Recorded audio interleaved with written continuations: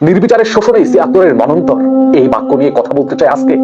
৭৬-এর মনন্তর ১৭৭০ সালের বাংলার দুর্ভিক্ষ নিয়ে কথা বলছি।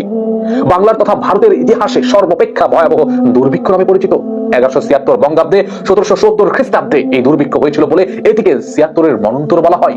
৭৬-এর মনন্তরে মুসলমান সহ বাংলার দরিদ্র জনগোষ্ঠীর বিশাল এক অংশ ভয়াবহভাবে ক্ষতিগ্রস্ত হয়েছিল। তবে সঠিক ধর্মভিত্তিক মৃত্যুর পরিসংখ্যান পাওয়া কঠিন, কারণ সেই সময় মৃত্যুর সংখ্যা নিয়ে নির্ভুল কোনো রেকর্ড রাখা হয়নি, গোপন করা হয়। তবে বাংলার জনসংখ্যার বড় একটি অংশ মুসলমান হওয়ায় ধারণা করা হয় মোট মৃত্যুর একটি বড় অংশই মুসলমানদের মধ্যে ছিল। এর কারণ তৎকালীন বাংলায় মোট জনসংখ্যার একটি বড় অংশই ছিল মুসলমান কৃষক, মুসলমান মজুর, মুসলমান মানুষ এবং দরিদ্র সম্প্রদায়।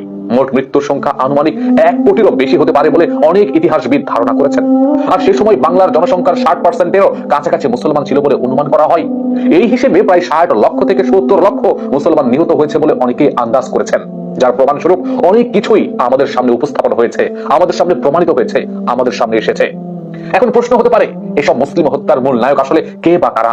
আপনার কি এটা জানতে ইচ্ছা হয় না? তাহলে শুনুন, British east India company. East India company বাংলার মানুষের কাছ থেকে চরম পরিমাণে কর আদায় করত।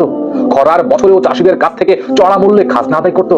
রাজস্ব আদায়ের জন্য স্থানীয় জমিদারদেরকে কঠোর চাপ প্রয়োগ করতে তারা কল্পনা করেছেন। বাংলার ধান, বাংলার খাদ্যশস্য ইচ্ছা মতো ইংল্যান্ডে তারা রপ্তানি করত, পাচার করত, যার ফলে খাদ্যের অভাব আরো তীব্র হয়ে ওঠে। মজুদদারি এবং মুনাফাবাজির কথা বলতে চাই।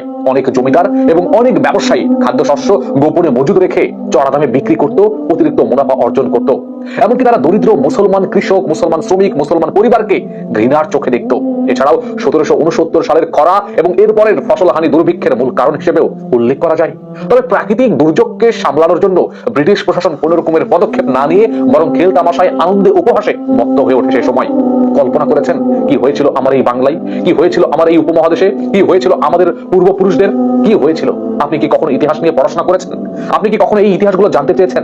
আপনি কি কখনো এই ইতিহাসের জন্য আহাজারি আর্তনাদ করেছেন? কখনো চিন্তা করেছেন? কখনো